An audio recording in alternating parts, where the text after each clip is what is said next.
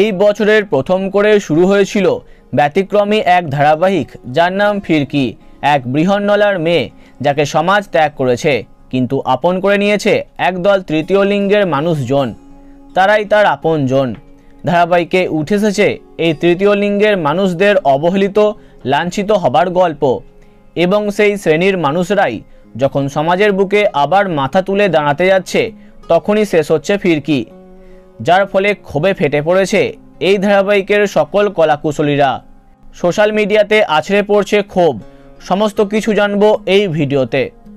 তবে তার আগে জানাই, এখনো পর্যন্ত কোনো অফিসিয়ালি কিছু সামনে আসেনি, তবে এটা একদম সঠিক খবর। জানা যাচ্ছে যবে থেকে 9টার স্লটে ফিরকির প্রতিপক্ষ বদলে গেছে, তবে থেকে স্লট অধিকার করতে পারেনি ফিরকি। দিন দিন কমতে থাকা রেটিং প্রমাণ করে এই ধারাবাহিক থেকে কিছুটা মুখ ঘুরিয়েছে দর্শক মহল। কিন্তু এই স্বাদ বদল আবার অনেকের ভালো লেগেছিল। ফিরকি নীলাদ্রি অর্থাৎ সম্প্রীতি ও সায়নের অনস্ক্রিন কেমিস্ট্রির ভক্ত হয়ে গেছিল অনেকে। তবে রেটিং 5-এর ঘরে ঘোরাফেরা করে, তাই নতুন সিরিয়ালকে জায়গা করে দিতে শেষ হচ্ছে ফিরকি। ইতিমধ্যে এও জানা যাচ্ছে সামনেই আসছে আরও একটি নতুন ধারাবাহিক। ফিরকি সিরিয়ালটি শেষ হয়ে যাবার কারণে অনেক শিল্পীরাই তাদের ক্ষোভ প্রকাশ করেছেন। অভিনেত্রী সুজি ভৌমিক বলেছেন, এই বছরে যা যা পেলাম আবার সব হারিয়ে ফেললাম। এবার বুঝলাম আমাদের মতো মানুষদের জন্ম হয় শুধু সস্তার সার্কাস দেখানোর জন্য।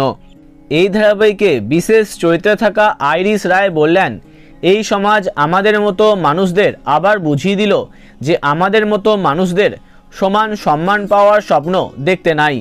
বলা বাহুল্য একই রকম প্রতিক্রিয়া বাকি শিল্পীদেরও। এইভাবে এত ভালো কনসেপ্টের ধারাবাহিকটি শেষ হবে কেউ ভাবতেও পারেননি।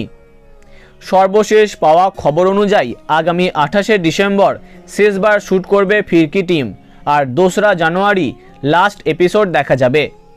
তো বন্ধুরা, এখন তোমার কি মতামত কমেন্টে জানাতে পারো। ভিডিওটি লাইক এবং শেয়ার করো, আর এই টাইপের ইন্টারেস্টিং ভিডিওস পেতে সাবস্ক্রাইব করো কারেন্ট বস, আর পাশে থাকা বেল আইকনে ক্লিক করতে ভুলো না।